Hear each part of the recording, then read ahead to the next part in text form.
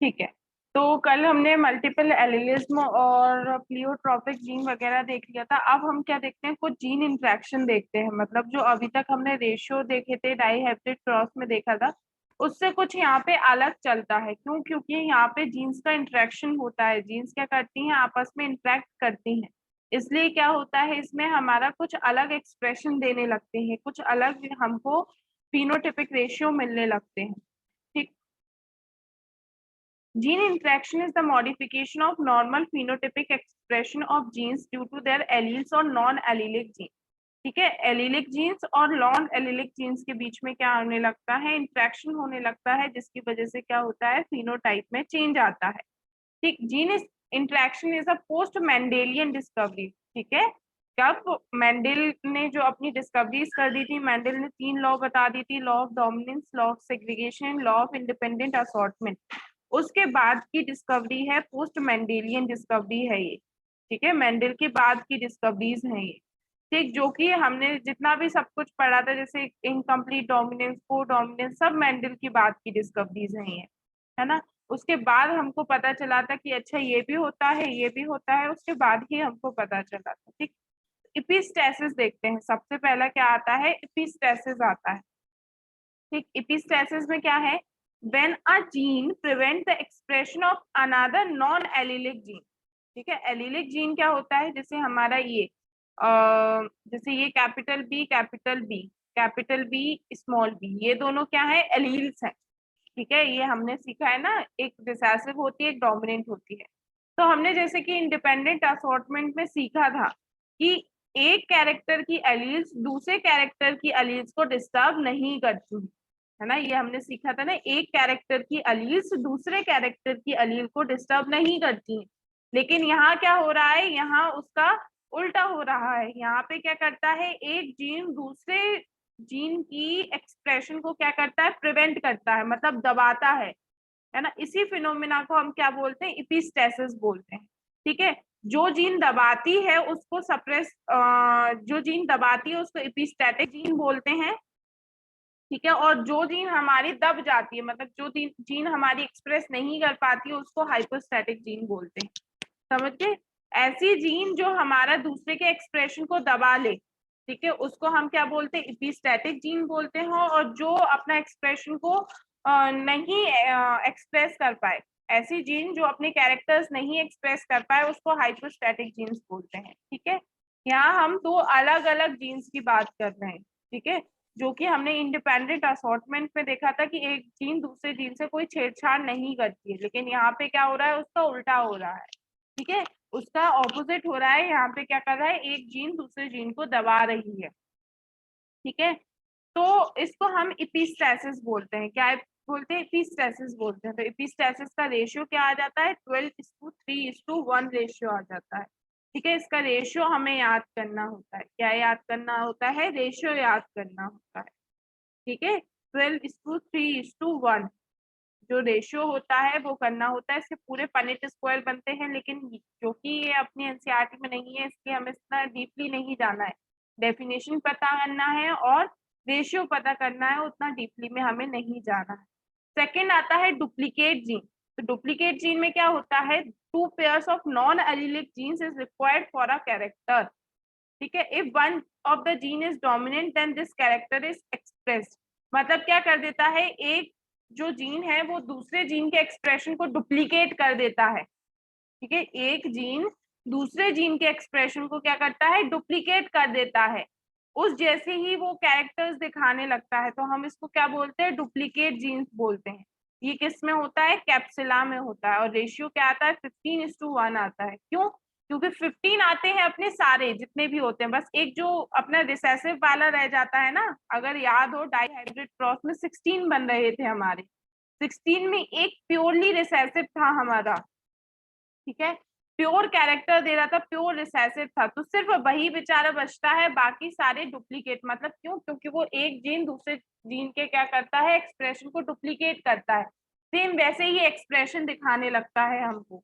ठीक है, तो हम क्या बोलते हैं, इसके डुप्लीकेट जीन बोलते हैं। फिर आ जाता है complementary gene. 2 pair of non allelic genes are essential in dominant form to produce a particular character। मतलब यहाँ पे क्या होगा, जब हमारी दोनों जीन्स होंगी, मतलब नॉन अलीलिक जीन्स होंगी, ठीक है। नॉन अलीलिक और अलीलिक का मतलब समझते हो ना? हाँ भाई, सारे लोग नॉन अलील और अलीलिक का मतलब समझते हो ना? क्यों? क्योंकि ये समझना बहुत जरूरी है, अगर ये नहीं समझेंगे तो बड़ी दिक्कत वाली बात है ये। अभी अपन लोग बहुत चैप्टर में आगे आ चुके हैं। कौन बताएगा अलीलिक जीन और नॉन अलीलिक जीन? कौन बताने वाला है हमको? भूमिका, आकांक्षा? आकांक्षा बताएगी भाई। आकांक्षा बताओ बेटा, अलीलिक जीन क्या होती है, नॉन अलीलिक क्या होती है? बताओ भाई, आता है कि नहीं आता है? चलो यही बता दो, हमको रिप्लाई चाहिए, नहीं तो हम बाहर निकाल देंगे क्लास से, ध्यान में रखना। हाँ। मैम नॉन अलीलिक वो होती जिसमें अलीलिक नहीं होती। अरे ये कैसा आंसर हुआ? कोई और बिल्कुल एग्जैक्ट बताओ, मतलब भूमिका तुम बताओगी? जिसमें मतलब डिफरेंट जीन्स होती हैं गुड नॉन एलिलिक में। ना, जैसे कि अगर हम उसमें बताएं, तुम्हें पी प्लांट का बताएं, जब हमने हाइब्रिड क्रॉस किया था, तो पी प्लांट में ये कैपिटल आर किसके लिए था? राउंड के लिए। स्मॉल आर किसके लिए था? रिंकेल्ड के लिए। तो ये जीन्स हुई एलिलिक जीन्स। लेकिन अगर ये कैपिटल वाई स्मॉल वाई, ये भी एलिलिक जीन्स हुई। लेकिन अगर हम ये और ये जीन बोलें, या ये वाली और ये वाली जीन बोलें कि कैपिटल आर और कैपिटल वाई कैसी हुई? नॉन एलिलिक जीन्स हुई। क्यों? क्योंकि ये अलग अलग एलील्स है ना, ये अलग अलग कैरेक्टर्स की है ना, ये कलर की, ये शेप की है, ये कलर की हैं, तो अलग अलग हुई ना, इसलिए हम इनको नॉन एलिलिक बोलते हैं। और ये जो सेम सेम है कि ये राउंड के लिए, ये रिंकल के लिए है, ये कैसी हुई? एलिलिक जीन्स हुई। अभी सबको क्लियर है ना? अभी हमने कितनी बार नॉन एलिलिक और एलिलिक वर्ड यूज कर दिया है, और जिसमें तुम लोगों को पता भी नहीं था, है ना, और तुम लोगों ने पूछा नहीं। गलत बात है ये। चैप्टर निकल जाएगा, फिर कब मौका मिलेगा? रिवीजन के टाइम पे मौका मिलेगा। तो ऐसे कैसे चलेगा भाई, पूछोगे नहीं तो? ठीक है, पूछना होता है। और शिवराज, फिर तुम इरेगुलर हो, क्यों भाई इरेगुलर हो, ये बताओ हमको कुछ। शिवराज? मैम मैम हाँ। बाहर गए थे इसलिए नहीं कर पाई क्लास बाहर अटेंड। बेटा मोबाइल लेकर जाते हैं अपन? नो मैम विलेज गए थे इसलिए वहां पे नहीं कर अच्छा पाए। ठीक है। तो प्रॉपर बेटा पढ़ो ना, कितने सारे चैप्टर निकल रहे हैं, ऐसे थोड़ी ना चलेगा। ठीक है, अभी इसकी वीडियोस उस पे यूट्यूब पे है, ऐप पे भी हम डाल देंगे, तो क्या करना है, आप वो देखोगे और हमें बताओगे क्या समझ में आया, मतलब नहीं आया क्या समझ में, तो हम वो समझाएंगे। ठीक है, चलो। Yes ma'am.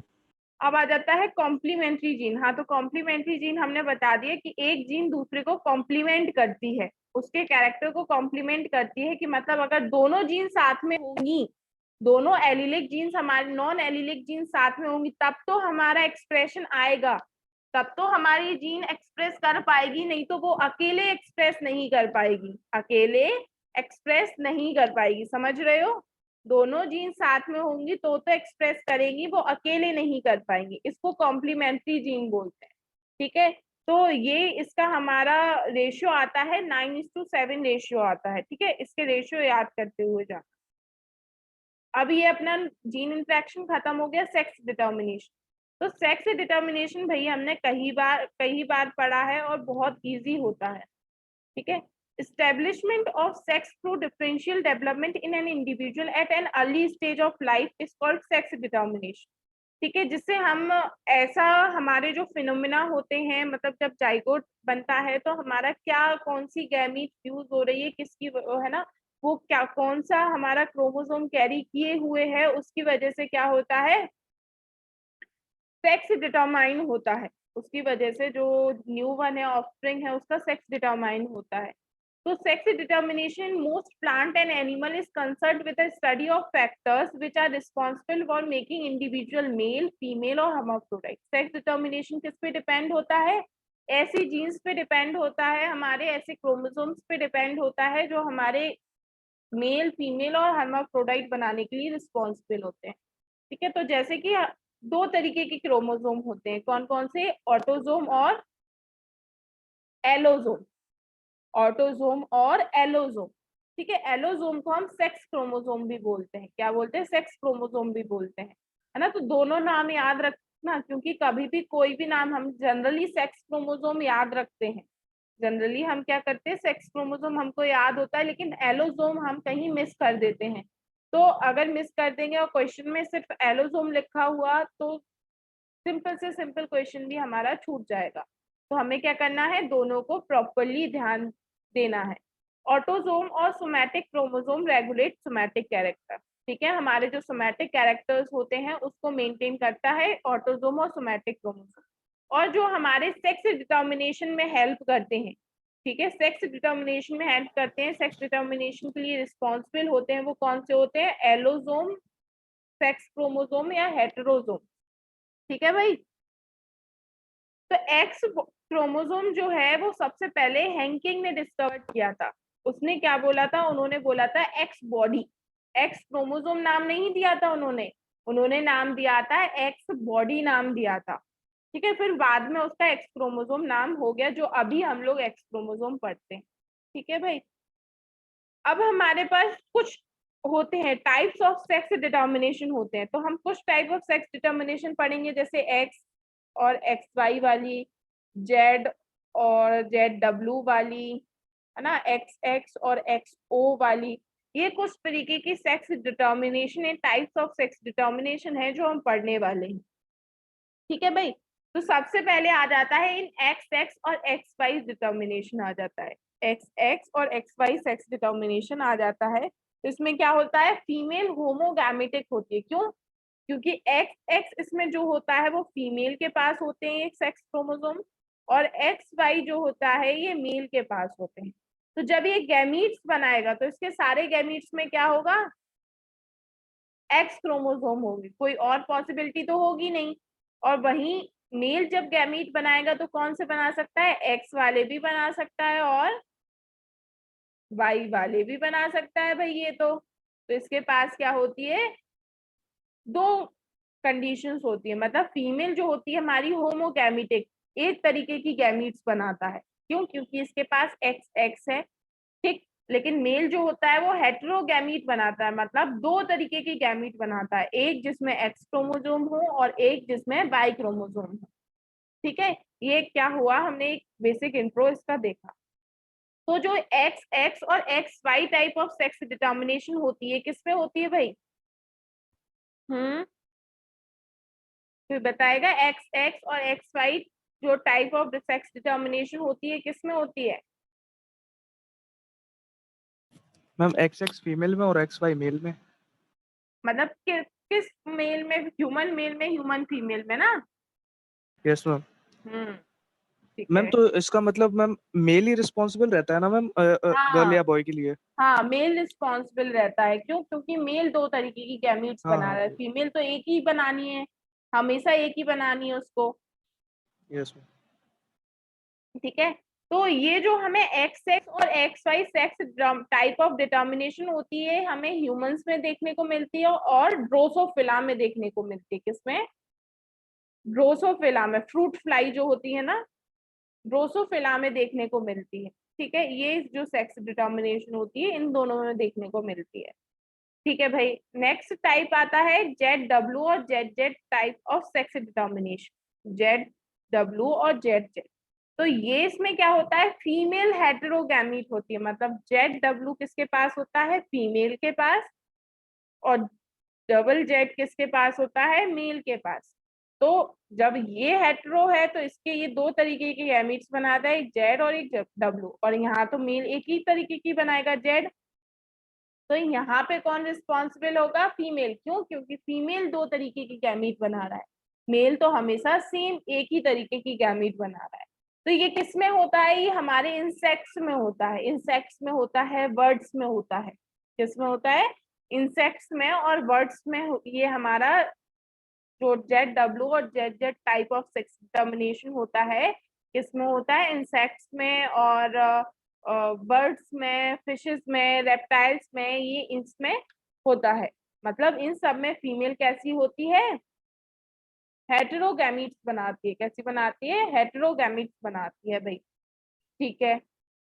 नेक्स्ट आ जाता है एक्स एक्स और X O type of sex determination, X X और X O type of sex determination. ठीक है, तो इसमें क्या होता है, फीमेल तो एक्स एक्स होती है और मेल कैसा होता है, एक्स ओ होता है। ठीक है, मेल के पास क्या होता है, एक ही क्रोमोसोम होता है, ये ओ कोई क्रोमोसोम नहीं है। ठीक है ना, इसके पास क्या है, एक ही सेक्स क्रोमोसोम होता है मेल के पास, मेल के पास एक ही सेक्स क्रोमोसोम होता है, और लेकिन फीमेल के पास 2 सेक्स क्रोमोसोम होते हैं, और वो भी कैसे, एक्स और एक्स होते हैं। ठीक है, और मेल के पास एक ही सेक्स क्रोमोसोम होता है। तो ये किस किस में होता है, ये ग्रासहोपर इसका मेन एग्जाम्पल याद रखना। क्या, ग्रासहोपर हुआ, कॉकरोच हुआ, ये मेन एग्जाम्पल इनके याद रखना। क्यों, क्योंकि यही अपने एनसीईआरटी में एग्जाम्पल दिए हुए हैं, है ना। तो जो एग्जाम्पल अपनी एनसीईआरटी में दिए हुए हैं वही ज्यादा इंपॉर्टेंस रखते हैं। तो it is found in grasshopper और कॉकरोच। ये हमारी सेक्स डिटर्मिनेशन हो गई, है ना, बहुत इजी सेक्स डिटर्मिनेशन। ठीक है, तो कैसे डिटरमाइन करती है, जैसे मानो हमने जेड डब्ल्यू और जेड जेड वाला लिया। ठीक है, तो ये हमेशा जेड बनाना है, इसको जेड बनाना है और डब्ल्यू बनाना है। तो अब मानो कि इसमें फीमेल गैमीट डब्ल्यू वाली और मेल तो हमेशा जेड ही होनी है, मेल तो हमेशा जेड ही होनी है। तो जब जेड डब्ल्यू ये फ्यूज करेंगे तो क्या बनेगा, फीमेल, है ना। और अगर जेड और जेड फ्यूज करेंगे तो क्या बनेगा, मेल। क्यों, क्योंकि इसमें फीमेल हेट्रोगैमीट्स बनाती है, ये फीमेल है, फीमेल हेट्रोगैमीट्स बनाती है, इसलिए फीमेल रिस्पॉन्सिबल होती है सेक्स डिटर्मिनेशन के लिए। ठीक है, तो ये समझ में आ गया, चलो आगे बढ़ते हैं। अब आ जाता है हमारा म्यूटेशन। ये म्यूटेशन क्या होता है भाई, तो म्यूटेशन हम ऐसे कह सकते हैं कि हमारे डीएनए में कुछ भी चेंज हो जाए, अगर हमारे जो जेनेटिक मटेरियल है उसमें स्लाइट चेंज भी हो जाए, थोड़ा बहुत भी अगर कुछ चेंज हो जाए, थोड़ी बहुत भी कुछ गड़बड़ हो जाए, जैसे रेप्लिकेशन में कुछ गड़बड़ हो जाए, तो हमारा क्या हो जाता है, म्यूटेशन आता है। क्यों, म्यूटेशन मतलब एक नया सीक्वेंस बनता है। Sudden heritable change in genetic material of an organism is called a mutation. Sudden heritable change होता है, मतलब ऐसा चेंज जो हमारा एक जनरेशन से दूसरी जनरेशन में पास हो सकता है। ठीक है, mutation are discontinuous source of variation. ठीक है, अगर हम वेरिएशन का सोर्स देखें तो हमारा म्यूटेशन भी क्या है, एक सोर्स है वेरिएशन का। कैसा है, डिसकंटिन्यूअस वेरिएशन है। क्यों, क्योंकि हम इसको हमेशा नहीं मान सकते कि वेरिएशन के लिए हमेशा म्यूटेशन रिस्पॉन्सिबल होता है, नहीं भाई, है ना। तो म्यूटेशन लेकिन होता है, हमारा वेरिएशन के लिए रिस्पॉन्सिबल होता है। Mutation word was given by Hugo de Vries. ठीक है, ह्यूगो डी वेरिस थे, उन्होंने क्या दिया था, म्यूटेशन वर्ड दिया था, है ना। इन्होंने किस पे, कौन से प्लांट पर स्टडी की थी, ओइनोथेरा लेमार्कियाना पर इन्होंने अपनी डिस्कवरी की थी, इवनिंग प्रिमरोज पर। ये तुम्हें एक बार और नाम आएगा जब हम इवोल्यूशन पढ़ेंगे, तब ह्यूगो डी वेरिस का, म्यूटेशन का, ओइनोथेरा लेमार्कियाना का, इवनिंग प्रिमरोज का, इनका फिर से हमको नाम सुनने को मिलेगा। कब, इवोल्यूशन जब चैप्टर पढ़ेंगे हम। ठीक है, क्यों, क्योंकि इन्होंने एवोल्यूशन चैप्टर में हम पढ़ते हैं ना, म्यूटेशन हमारे एक बहुत इंपॉर्टेंस रखता है एवोल्यूशन में, तो हम सारा कुछ पढ़ते हैं। Credit of discovery of mutation is given to Morgan. ठीक है, म्यूटेशन की डिस्कवरी का क्रेडिट हम मॉर्गन को देते हैं। He observe some white eyed male drosophila in a population of red eyed drosophila. मतलब हमारे रेड आई ड्रोसोफिला की पॉपुलेशन थी, लेकिन उसमें से कुछ कैसे भी थे, व्हाइट आई भी थे। तो जो व्हाइट आई थे वो किसकी वजह से आए, म्यूटेशन की वजह से आए होंगे, है ना। ऐसा उन्होंने स्टडी की, तब उनको पता चला कि हाँ भाई म्यूटेशन जैसा भी कुछ होता है, कुछ तो होता है जिसकी वजह से ये हमारी नई पॉपुलेशन आई है। ठीक, अब हम म्यूटेशन देखते हैं कि हम म्यूटेशन कितने टाइप्स के, हम क्या क्या चेंजेस आते हैं, तो हम उसको देख लेते हैं। हेट्रोप्लॉइडी, ठीक है, हेट्रोप्लॉइडी। तो हेट्रोप्लॉइडी में क्या होता है, नंबर ऑफ क्रोमोसोम, जो हमारे सेट्स ऑफ क्रोमोसोम होता है ना, वो चेंज हो जाते हैं। जैसे तुम्हें पता होगा ना, हम पॉलीप्लॉइडी बोलते हैं ना, जैसे मेन अपना हैप्लॉइड डिप्लॉइड होते हैं। ठीक है, हम कैसे हैं, डिप्लॉइड हैं। लेकिन इससे भी आगे के होते हैं बहुत सारे, जो होते हैं हेक्साप्लॉइड होते हैं, ट्रिप्लॉइड होते हैं। ठीक है, तो ये जो कंडीशन होती है ये कैसे आती है, ठीक है, ये हमारे जो क्रोमोसोम्स के सेट जो चेंज होते हैं कि इनसे भी ज्यादा चेंज होते हैं, हम उसको क्या बोलते हैं, हेटेरोप्लॉइडी बोलते हैं। क्या बोलते हैं, हेटेरोप्लॉइडी बोलते हैं। तो इसमें दो टाइप आते हैं, यूप्लॉइडी जिसमें change in number of set, और aneuploidy change in number of the chromosome in set. ठीक है, यहाँ क्या हो रहा है, हमारा सेट्स के नंबर चेंज हो रहे हैं, और यहाँ सेट में जो क्रोमोसोम है उनके नंबर चेंज हो रहे हैं। ठीक है, तो ये हमारा क्या हो जाता है, दो तरीके के हो जाते हैं। अब हम देखते हैं क्रोमोसोम में ऐसे कैसे कैसे चेंजेस आते हैं जिसकी वजह से म्यूटेशन होता है। तो हम कुछ देखते हैं, जैसे कि डिलीशन, इन्वर्जन, डुप्लीकेशन, ट्रांसलोकेशन। ठीक है, ये कुछ आते हैं। तो ये देखो डायग्राम, इंसर्शन, तो ये क्या हुआ हमारा कि हमने ए को इंसर्ट कर दिया। हमारा सीक्वेंस क्या था, हमारा सीक्वेंस ये था GAGACTTAC। ठीक, ये हमारा सीक्वेंस था। अब हमने इसमें क्या कर दिया, ए को ऐड कर दिया। देखो यहाँ पे हमने ए को ऐड कर दिया, इंसर्ट किया ना हमने, इंसर्शन किया, और जैसे ही हमने इंसर्शन किया सब कुछ चेंज होगा। क्यों, देखो हमें पता है कि हमारा तीन तीन के जो बेस होते हैं वो एक अमीनो एसिड बनाता है ना। आएगा नेक्स्ट चैप्टर में जब हम देखेंगे कि हमारे कैसे अमीनो एसिड बनते हैं। तो तीन बेस के जो कोड होता है, मतलब ये तीन बेस मिलके क्या बनाते हैं, एक अमीनो एसिड बनाते हैं। ठीक है, ये भी एक अमीनो एसिड बना रहे हैं। अब देखो जैसे ही हमने यहाँ पे क्या इंसर्ट किया, ए इंसर्ट किया, तो अब देखो पूरा चेंज हो गया कि नहीं हो गया। पहले क्या हो रहा था, ACT था, सेकंड वाला क्या था, ACT था, अब सेकंड वाला क्या है, ACA है। मतलब अमीनो एसिड यहाँ पे चेंज हो गया। यहाँ पे मानो अमीनो एसिड 1 था, तो यहाँ पे अमीनो एसिड चेंज होके अमीनो एसिड 2 हो गया। जब अमीनो एसिड चेंज हो गया तो प्रोटीन की चेन भी तो चेंज हो जाएगी ना, प्रोटीन भी चेंज हो जाएगा। तो मतलब सब कुछ चेंज हो गया, मतलब म्यूटेशन हो गया, कुछ नई चीज बनेगी। अब हमारी जो पहले बन रहा था वो नहीं बनेगी, या तो नई चीज बनेगी या बनेगी ही नहीं, कुछ ऐसा हमारा चेंज होगा इसमें। तो ये क्या हो गया, इंसर्शन हो गया।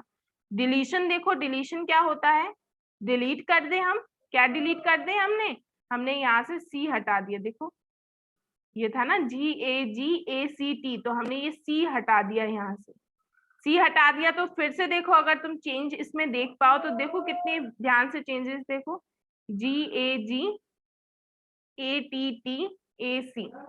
चेंज हो गया कि नहीं हो गया। ठीक है, तो ये हमारे डिलीशन से भी चेंज हो गया। चेंज हो गया तो फिर से वही अमीनो एसिड दूसरा बनेगा, अमीनो एसिड दूसरा बनेगा तो प्रोटीन भी दूसरी बनेगी, तो सब कुछ चेंज हो गया। ठीक है, अब आ जाता है सब्स्टिट्यूशन। क्या आ जाता है, सब्स्टिट्यूशन। सब्स्टिट्यूशन मतलब कि हमने सी की जगह क्या डाल दिया, ए डाल दिया। तो देखो यहाँ पे सी, यहाँ पे सी आना चाहिए था, देखो यहाँ सी था, क्योंकि सी था तो सी की जगह हमने क्या डाल दिया, ए डाल दिया। जब हमने इसमें ए डाल दिया तो हमारा क्या हुआ, फिर से सीक्वेंस चेंज हो गया ना, फिर से सीक्वेंस चेंज हो गया। देखो GAGAAT हो गया, पहले क्या था, ACT था, सीक्वेंस चेंज हो गया, सीक्वेंस चेंज हो गया, फिर से अमीनो एसिड चेंज हुआ, फिर से प्रोटीन, मतलब फिर से म्यूटेशन। ठीक है, अब इसमें पता हम इस टाइप की म्यूटेशन को क्या बोलते हैं, जो हमारा डिलीशन इंसर्शन की वजह से हो रहा है, इसको बोलते हैं frame shift mutation. Frame shift mutation क्यों, क्योंकि फ्रेम चेंज हो रहा है। देखो पहले ये था, पहले ऐसा था 1 2 3 ऐसे बनने की, अब देखो GAGACATTAC है ना। तो मतलब हमारा फ्रेम चेंज हो गया, अब हमारा क्या हो रही है, यहाँ पे नई प्रोटीन्स बन रही है, तो इसको क्या बोलते हैं, फ्रेम शिफ्ट म्यूटेशन बोलते हैं, फ्रेम शिफ्ट म्यूटेशन बोलते हैं। तो ये हमारे कुछ म्यूटेशन आए जो अभी हमने पीछे देख रहे थे। ठीक है, अब हम उनको रीड करते हैं, समझ में तो आ गया, रीड करें उनको। ठीक है, चलो भाई, सबसे पहला deletion. Deletion is the loss of a part और segment of chromosome which lead to the loss of gene. हाँ भाई, अगर हमारा डिलीशन हो जाए, अभी हमने एक एक बेस हटाया था, अगर मानो हम 3 3 4 4 बेस हटा लें तो, या हम पूरा सेगमेंट ही हटा लें तो तो भी चेंज होगा अपना। Inversion, inversion is the breakage of chromosomal segment but reunion on the same chromosome in reverse order is called inversion. ठीक है, जैसा अगर हम अपना क्या होता है कि उसी क्रोमोसोम्स में से हमारा सेगमेंट हट के दूसरी जगह जुड़ जाए, ठीक है, ब्रेक हो जाए और ब्रेक होके दूसरी जगह जुड़ जाए, तो दूसरी जगह जुड़ जाएगा तो क्या होगा, इसको इन्वर्जन बोलते हैं। तो भी तो सीक्वेंस चेंज होगा ना, तो इन्वर्जन बोलते हैं। डुप्लीकेशन, डुप्लीकेशन क्या, हम डुप्लीकेट कर दें सेगमेंट को, जैसे मानो ये हमारी क्रोमोसोम है, ठीक है, इस पे है ABCD, यहाँ पे है 1 1 2 3, ये हमने जीन्स मान लो, ये जीन्स लिखे। अब हमने डुप्लीकेट कर दिया, तो डुप्लीकेट करके क्या हो जाएगा, देखो ABCD हमने डुप्लीकेट कर दिया तो क्या हो जाएगा, यहाँ पे भी ABCD, ये डुप्लीकेट हो गई। अब जब डुप्लीकेट हो गई तो क्या होगा, चेंजेस होंगे कि नहीं होंगे, हाँ भाई चेंजेस होंगे, नया हमारा सेगमेंट डबल हो गया तो चेंजेस होंगे, चेंजेस होते हैं, इसको भी म्यूटेशन में ले लिया। फिर ट्रांसलोकेशन आया, a part of the chromosome is broken and may be joined with non-homologous chromosome, जैसे ये हमारा क्रोमोसोम है, इसमें से ये मानो 1 2 3, अब ये हमारा कोई दूसरा क्रोमोसोम है, नॉन होमोलॉगस क्रोमोसोम है, ध्यान रखना कैसा क्रोमोसोम है, नॉन होमोलॉगस। होमोलॉगस क्रोमोसोम कैसे होते हैं, एक जैसे दिखने वाले, मतलब मैटरनल और पैटर्नल क्रोमोसोम को हम क्या बोलते हैं, होमोलॉगस क्रोमोसोम बोलते हैं। ये कैसे, नॉन होमोलॉगस क्रोमोसोम। ठीक है, अब यहाँ पे क्या था, ABCD। अब ट्रांसलोकेशन में क्या हुआ हमारा, इसका जो सेगमेंट था ये यहाँ 1 बचा अकेला, और ये कहाँ चला गया, इसके पास ABC2 3, ये यहाँ चला गया। तो इसको क्या बोलते हैं हम, इलीगल क्रॉसिंग ओवर बोलते हैं। क्यों लीगल क्रॉसिंग ओवर, हम बोले कि क्रॉसिंग ओवर जो होती है वो हमारे होमोलॉगस क्रोमोसोम्स के बीच में होती है। फिनोमेना तो कुछ वैसा ही चल रहा है, फिनोमेना हमारा कुछ वैसा ही चल रहा है, लेकिन क्या है कि हमने ये नॉन होमोलॉगस क्रोमोसोम में किया है, और हमारा जबकि क्रॉसिंग ओवर किस में होता था, होमोलॉगस क्रोमोसोम में होता था। होमोलॉगस क्रोमोसोम में मतलब पैटर्नल और मैटरनल के बीच में होता था, पैटर्नल एंड मैटरनल के बीच में होता था भाई, ये समझे। तो ये क्या हो गया, कुछ म्यूटेशंस हो गए। ठीक, ये डायग्राम हमने देख के कर ही लिया है, चलो भाई देख लेते हैं। अब पॉइंट म्यूटेशन आता है, तो अभी जो हमने देखे थे ना ये पीछे, ये अरे आगे जा रहे हैं हम, तो ये पीछे पॉइंट म्यूटेशन जब बोलते हैं कि म्यूटेशन हमारा सिंगल बेस के चेंज की वजह से आया, तो देखो यहाँ भी सिंगल बेस के चेंज हो रहा था, यहाँ भी और यहाँ भी, सब जगह हमारा सिंगल बेस की वजह से म्यूटेशन आ रहा था, सिंगल बेस की वजह से चेंज हो रहा था, तो हम इसको क्या बोलते हैं, पॉइंट म्यूटेशन बोलते हैं। कि अगर एक बेस की वजह से जो म्यूटेशन आए तो हम उसको क्या बोलते हैं, पॉइंट म्यूटेशन बोलते हैं। Are changes that occur in an individual genes, these are due to a structural change in the DNA molecule at a single locus. These alter the message conveyed by genes. ठीक है, अगर हमने एक भी base हटा दिया तो हमारा अमीनो एसिड चेंज होगा, अमीनो एसिड चेंज होगा तो प्रोटीन चेंज होगा। तो प्रोटीन हमारा जो भी बना रहा होगा, मानो एंजाइम बना रहा होगा हमारा कोई, तो वो हमारी एंजाइम या तो दूसरी बन जाएगी या तो बनेगी ही नहीं, मतलब जो वो मैसेज कन्वे कर रहा था वो क्या होगा, उसका ऑल्टर हो जाएगा।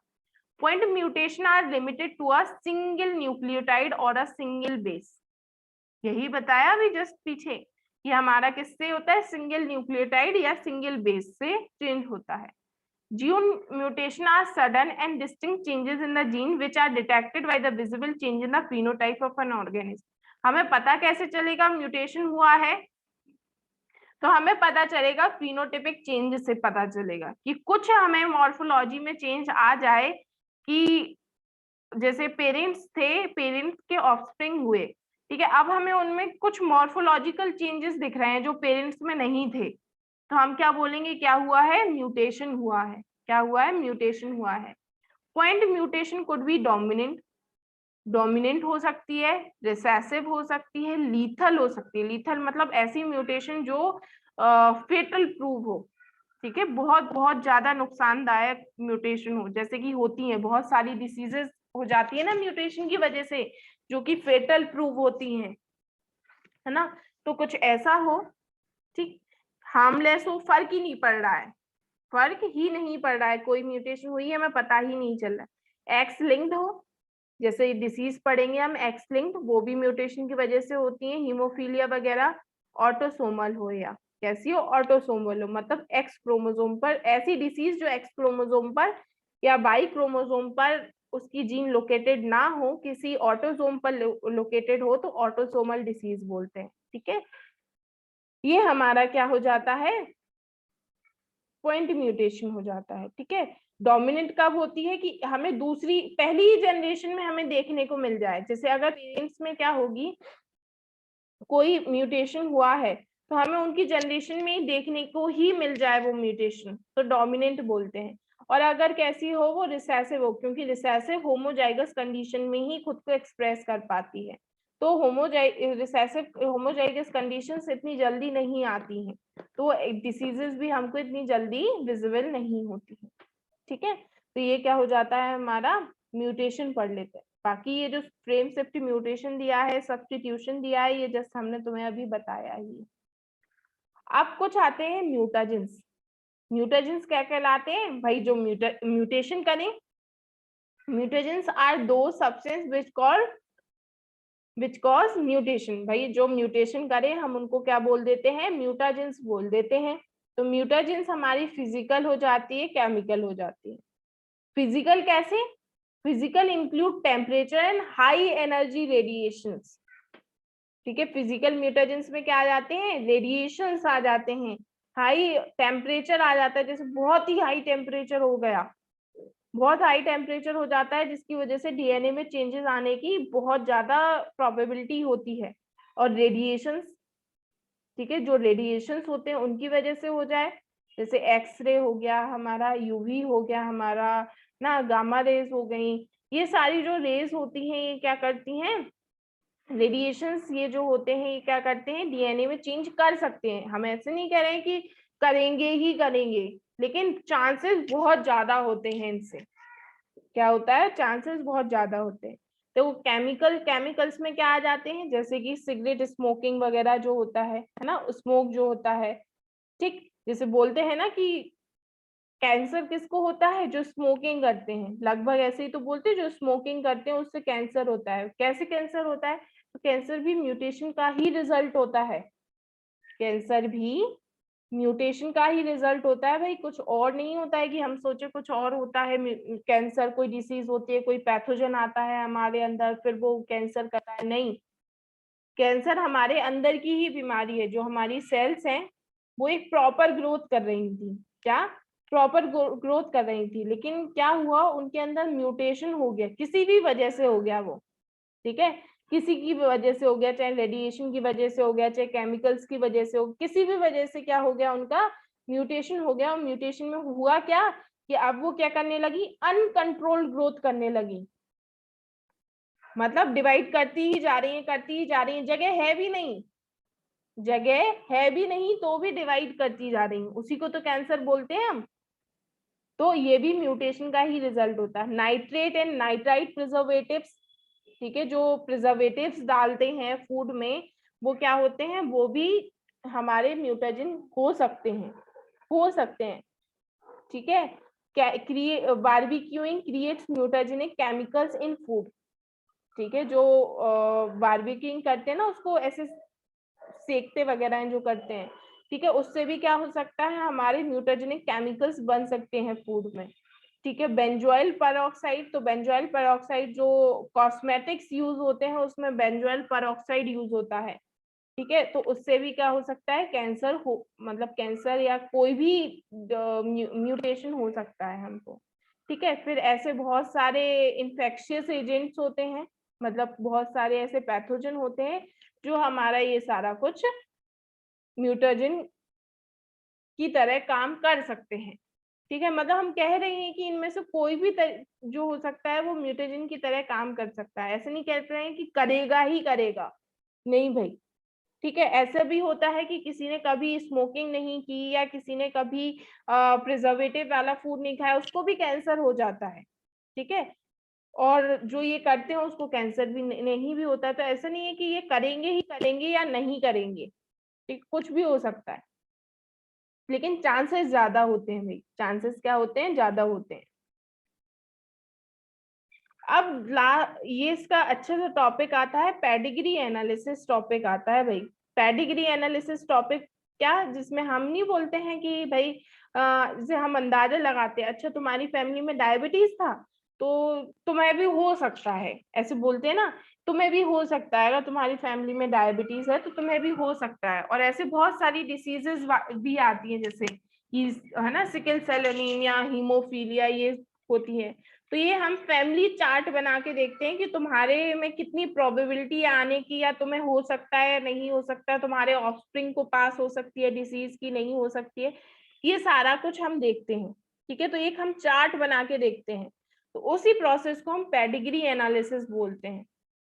तो पेडिग्री एनालिसिस हम बहुत सारी चीजों के लिए यूज करते हैं, जैसे कलर ब्लाइंडनेस पता, haemophilia, sickle cell anaemia, albinism और डिस्ट्रोफी। मैम इसमें जो सबसे कॉमन होती है वो बेल्टनेस होती है ना मेल्स में? क्या? बेल्टनेस होती है ना मेल्स में? हाँ, जो वाई पे सिचुएटेड होता है वो ऑटोसोमल डिसीज होती है, लेकिन वो मेल डोमिनेंट होती है। जो बेल्टनेस होती है, हाँ, जो बेल्टनेस होती है वो क्या होती है कि वो भी हम इससे पता कर सकते हैं, है ना, जैसे हाइपर ट्राइकोसिस कहते हैं, तो हाइपर ट्राइकोसिस भी हम पता कर सकते हैं। वो वाली हाइपर ट्राइकोसिस भी क्या होता है, वाई लिंक डिसीज होती है हमारी। ठीक है, हाइपर ट्राइकोसिस डिसीज तो नहीं कह सकते हैं, लेकिन हाँ, हाइपर ट्राइकोसिस जो होती है हमारी वाई लिंक्ड होती है।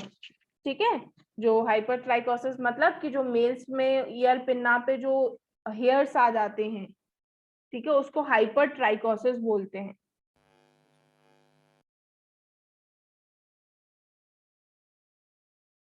हाइपर ट्राइकोसिस बोलते हैं। ठीक है, तो ये सारी जो डिसीजेस हैं ये हम पता करते हैं कि हाँ भाई अपने ग्रैंड पेरेंट्स में थे तो हम में आ सकते हैं,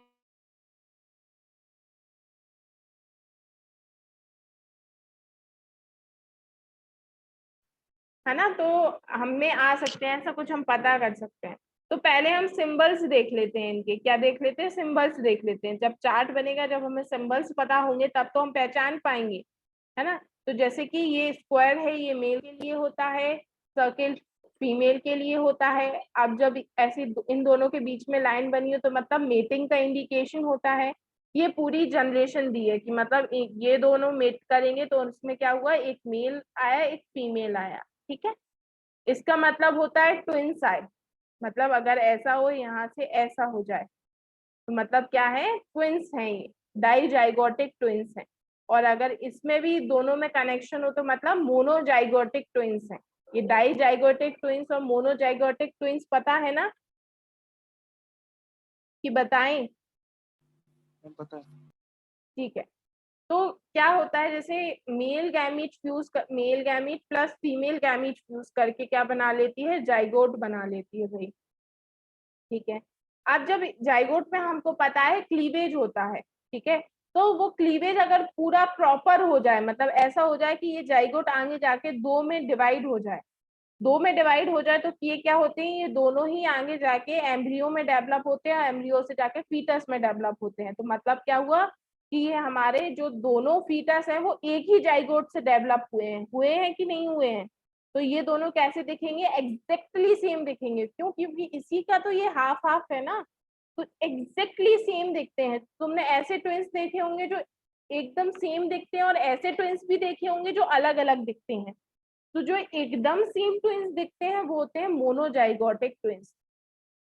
मोनोजाइगोटिक ट्विंस मतलब एक ही जाइगोट से जो ट्विंस बनते हैं उसको मोनोजाइगोटिक ट्विंस बनते हैं, है ना। जब मोनोजाइगोटिक ट्विंस बनते हैं तब उनमें क्या होता है, या तो वो मेल हो, ये भी मेल हो, ये भी मेल हो, या तो ये भी फीमेल हो, ये भी फीमेल हो। क्यों? क्योंकि एक ही जाइगोट से बन रहे हैं, एक ही जाइगोट के दो टुकड़े हो जाते हैं, फिर वो दोनों आगे जाके क्या करते हैं, डेवलप करते हैं।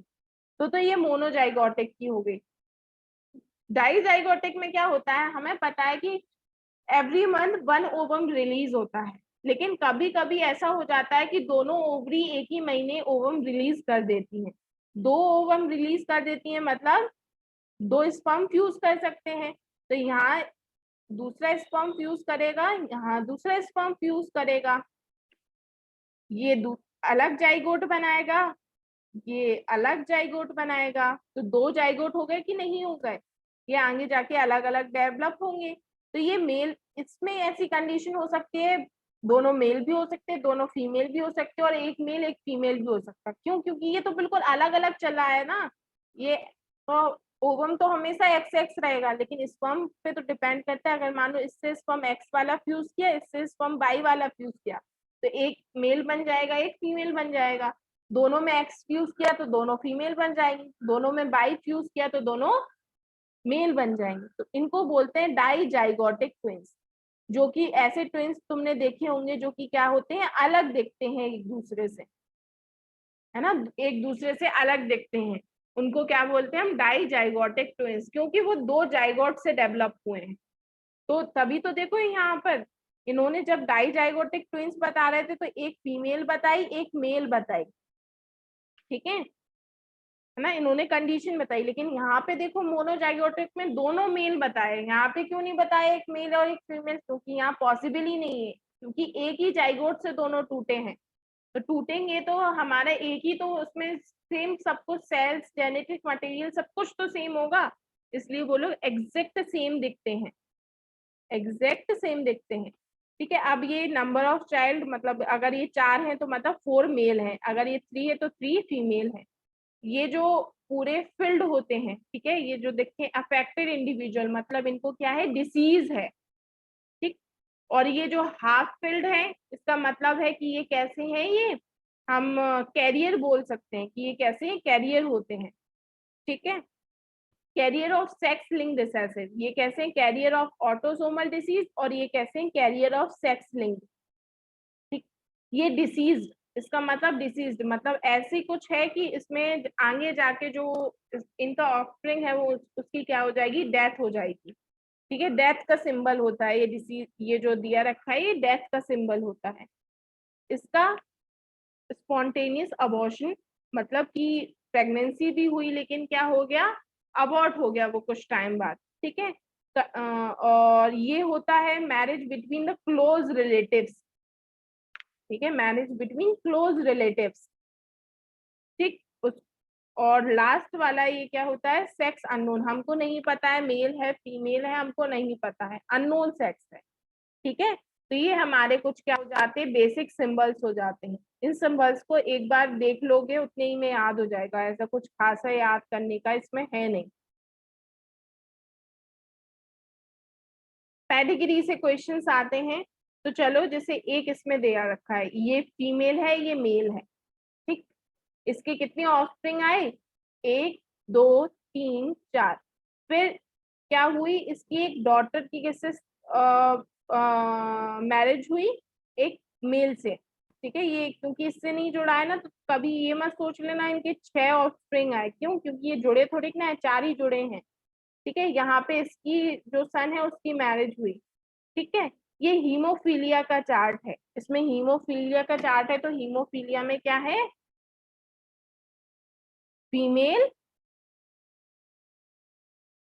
एक्स लिंक डिसीज होती है। चलो हम हीमोफीलिया यही बता देते हैं। हीमोफीलिया जो होती है वो एक्स लिंक्ड डिसीज होती है। कौन सी डिसीज होती है, एक्स लिंक डिसीज, मतलब कल बताया था एक्स लिंक डिसीज मतलब इसकी जो जीन होगी वो कौन से क्रोमोसोम पे सिचुएटेड होगी, भूमिका कौन से क्रोमोसोम पे सिचुएटेड होगी,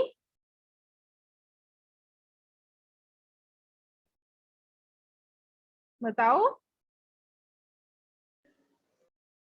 आवाज नहीं आ रही है तुम्हारी, अच्छा ठीक है ना, एक्स पे सिचुएटेड होगी, तभी तो एक्स लिंक डिसीज बोल रहे हैं, ठीक है भाई।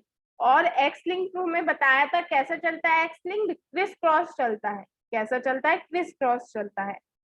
क्रिस क्रॉस मतलब मेल से फीमेल में ट्रांसफर होता है, फीमेल से मेल में ट्रांसफर होता है। डिसीज तो इसमें बहुत ध्यान से अगर तुम देखो कि ये हमारी फीमेल क्या है, हीमोफिलिक सॉरी कैरियर फीमेल है। कैसी फीमेल है, कैरियर फीमेल। कैरियर फीमेल मतलब इसमें क्या कंडीशन होगी, एक्स एच और एक्स, ये कंडीशन होगी। ठीक है, ये कंडीशन। मेल नॉर्मल है, तो जब हम एक्स एच और एक्स का करेंगे और एक्स और वाई का करेंगे तो इसमें क्या आएगा, X H X X X X H Y और एक्स वाई। मतलब एक कैरियर फीमेल आ रही है और एक हीमोफिलिक मेल आ रहा है। हीमोफिलिक मेल क्यों आएगा भाई, क्योंकि भाई एक्स क्रोमोसोम मेल में एक ही तो होता है, इसलिए वो एक ही अगर क्रोमोसोम पे अगर हमारी जीन हो ना तो वो एक्सप्रेस कर जाती है, मतलब डिसीज दिखाने लगेगी। फीमेल में वो कब डिसीज दिखाएगी, जब दोनों क्रोमोसोम पर हो, जब ये कंडीशन हो ना तब ये हीमोफिलिक फीमेल होती है, एक्स एच और एक्स एच वाली कंडीशन हो। कैरियर फीमेल मतलब एक्स एच और एक्स, नॉर्मल फीमेल मतलब एक्स एक्स, नॉर्मल मेल मतलब एक्स वाई, और हीमोफिलिक मेल मतलब एक्स एच और वाई। क्यों, क्योंकि मेल में तो बस एक ही एक्स क्रोमोसोम होता है ना, तो एक ही अगर एक में भी जीन है तो वो एक्सप्रेस कर जाएगा, मेल जो है वो हीमोफिलिक होगा। ठीक है, इसलिए देखो अगर तुम, हमने इसमें क्या कंक्लूजन निकाला, एक हीमोफिलिक मेल है, एक नॉर्मल मेल है, एक नॉर्मल फीमेल है और एक कैरियर फीमेल है। तो अगर इनके ऑफस्प्रिंग में देखो, देखो एक कैरियर फीमेल, एक नॉर्मल फीमेल, एक नॉर्मल मेल और एक हीमोफिलिक मेल, हो गया ना एग्जैक्ट जो सेम ये बनाया अपन ने। ठीक, अब इसमें जाके देखो क्या हो रहा है कि हमारी इसकी क्या हुई, मैरिज हुई, तो इसकी फीमेल भी कैसी है, कैरियर है, मतलब एक्स एच एक्स कंडीशन है, ये एक्स वाई कंडीशन है, ये एक्स वाई कंडीशन है। ठीक है, इसमें भी तो क्या होगी, एक्स एक्स कंडीशन है।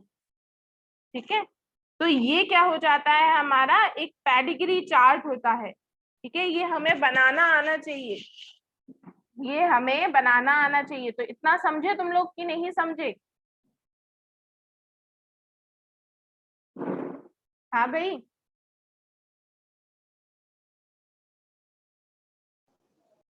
देखो क्या है कि बहुत सिंपल चीज है, बस इतना ध्यान रखना पेडिग्री में कि क्रिस क्रॉस अगर चल रहा है, क्रिस क्रॉस मतलब फीमेल, देखो यहाँ पे फीमेल में थी, मेल तो नहीं था, यहाँ पे डिसीज नहीं था ना, फीमेल कैरियर थी, तो देखो मेल में आई डिसीज, कैसी आई, मेल में डिसीज आई। तो आप क्या समझोगे कि ये क्रिस क्रॉस चल रही है, क्रिस क्रॉस मतलब criss cross x linked disease चल रही है, क्योंकि इसमें क्या होता है, फीमेल से मेल में आती है, फीमेल से मेल में आती है और मेल से फीमेल में आती है, क्रिस क्रॉस वाला चलता है। तो ये क्या हो गई, एक्स लिंक्ड डिसीज हो गई। ठीक भाई, बिल्कुल से ध्यान रखना है इसको। ठीक, तो इसमें तो हमें मतलब पूरा बता दिया है, नहीं तो हमारा ऐसा आता भी नहीं है कि जिसमें हमें कैरियर बताएं, हमारा ऐसा आंसर आता है। ये बताओगे ये कैसी डिसीज होगी? अच्छा, इसका पता करना तुम लोग, ठीक है, कल के लेक्चर में ये पूछेंगे हम कि ये ऑटोसोमल डिसीज होगी या एक्स लिंक्ड डिसीज होगी या वाई लिंक्ड डिसीज होगी। ठीक है, ऑटोसोमल डिसीज पहचानने का मतलब है, ऑटोसोमल डिसीज में ऐसा नहीं होता है कि मेल में है तो वो फीमेल में जाएगी या फीमेल से मेल में जाएगी, ऐसा कुछ नहीं होता, किसी को भी जा सकती है, वो किसी को भी जा सकती है। सबसे अच्छा तरीका पहचानने का, किसी को भी जा सकती है। एक्स लिंक्ड पहचानना है तो वो किस में जाएगी, मेल से फीमेल में जाएगी, फीमेल से मेल में जाएगी। ठीक है, और वाई लिंक्ड पहचानना हो तो मेल से मेल में ही जाएगी हमेशा, फीमेल से फीमेल में ही जाएगी हमेशा। ठीक है, तो इसमें इतना तो ये तुम लोगों को समझ में आ सकता है कि ये वाली कौन सी है, मैम वाइट लिंक्ड है। वाई लिंक्ड डिजीज है ना। क्यों, देखो यहाँ भी मेल से मेल में गई और यहाँ फिर से मेल से मेल में गई, तो इतना तो हमें समझने के लिए काफी है कि ये वाई लिंक्ड डिसीज है। ठीक है भाई, इसके बाद एक और आता है, ये बताओ कैसी होगी डिसीज, इसको पता करना। ठीक है, अपना अपने इसको स्क्रीनशॉट ले लो, इसको पता करना है, या हम अभी पीपीटी भेजते हैं, ठीक है। उसको पता करना है तुम लोगों को कि ये कौन सी डिसीज है, और इसका वो भी पता करना है। जैसे हमने बनाया था ना, एक्स एक्स एक्स वाई, किसमें क्या कंडीशन होगी, कौन कैरियर होगा, कौन नहीं होगा, क्या चलेगा, ये सारा कुछ पता करना है। ठीक है, ये कल का होमवर्क है तुम लोग का। ठीक भाई।